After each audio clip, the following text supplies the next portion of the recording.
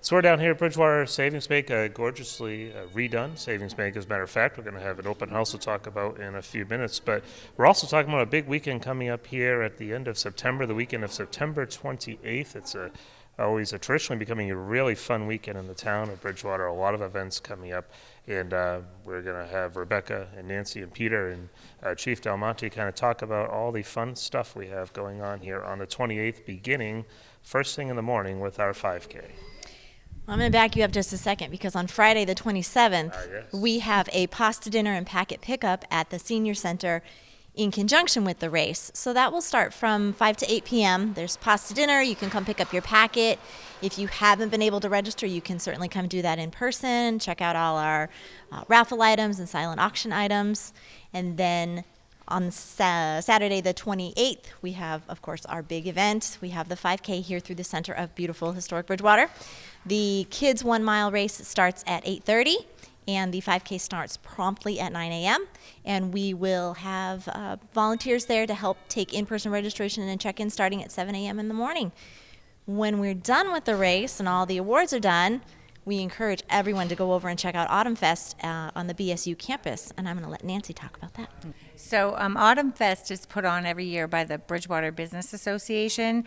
We've been putting on this event for over 30 years. So when you're done with the road race, please stop down to the front of Boyden Hall at Bridgewater State University.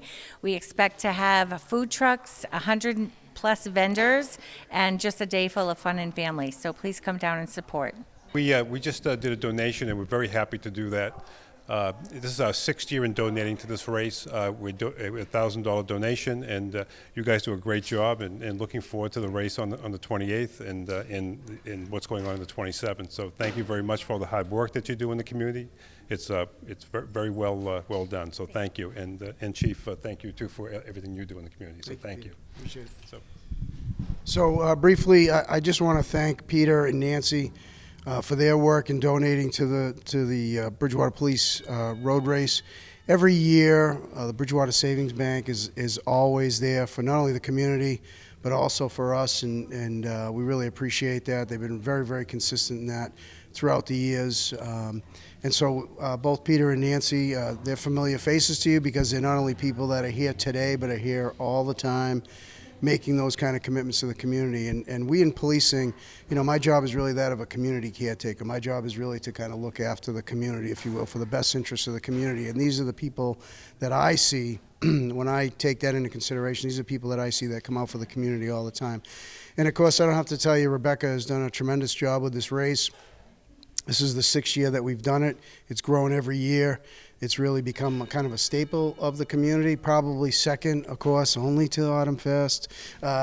No, Autumnfest is something that's been around a long time, is really part of the fabric of the community, and the road race is really supposed to simply highlight and accent the Autumnfest activities of the day. We try to do that, and it's a good, fun activity and involving the police department, and so we're very fortunate that we get to do that. And of course, Jeff, I know you're the guy that gets to do the interviews all the time, so I'm going to flip the roles for just a second, and I'm going to put a little thank you to you, and of course John and your crew who are always there. BTV is something that we take a lot of pride in this community. It's something that is the community. BTV has always been there, good, bad, or indifferent, and a lot of good people that we've gotten to meet through the years that are always working on the best interests of the community. So I want to thank BTV and Jeff for your work that you do all the time. I know it goes kind of unnoticed because you're interviewing everybody else for what they do on behalf of the community, but I'm going to flip it on you just a little bit. And so thank you to you as well. And so with that, thanks everybody. I really appreciate it. Thank you. So Rebecca, we've had some great organizations benefit from this event over the years, and this year we have one close to home that's a fantastic cause. Yes. So this year our beneficiary is Molly's Vestadog. Molly has been raising funds, I think, since she was 9 years old to support the canines in the area. And this year, Mansfield Police Department will be her primary beneficiary with some of the funds that we raise from our event next weekend.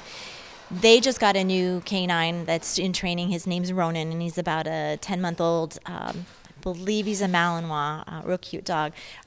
So a lot of our funds will be going to that as our primary beneficiary. We also are encouraging people on Friday and Saturday to bring donations for the Soup Man. He needs toiletries and some other products that are listed on our Facebook page. You can go and check that out. But he'll have the bus at the pasta dinner and again on race day at the station, so people can come and make donations for that as well and kind of multiply our good in the community and help out two great causes in one fell swoop. And so one of the questions that I often get is where do the funds go that once we hold this road race? And as Rebecca just mentioned, Molly is a young lady who's a remarkable young lady who's done an awful lot. She had an interest as a very young girl. She saw a need and she wanted to make sure the police canines were protected. And so, supporting someone like that, Molly lives, I think they live in East Bridgewater, and every year at the Vets Club is where they hold their annual fundraiser in March. And the police canines, we benefit from that. So although this year it's going to Mansfield Police Department, we all work together. So all of our canine programs work together. So when there's a need in this community, they support us in a variety of ways. And so that's where we kind of get to see the whole benefits of what it is that we do. The other thing I wanted to mention is that, with the road race itself, it's one of the few times that we get to actually have people at the police station for good reasons. Most of the time people come there and it's usually not the best of circumstances, unfortunately, but we get to see them in the good side as well. And last year's, if you remember, was the vet dogs. America's Vet Dogs, and as you know, what's the local connection there? The local connection is that those dogs are trained down at MCI, and then Rebecca, as one example, are training them on the weekends in the local community. So we always try to have a local connection to what it is that we're supporting.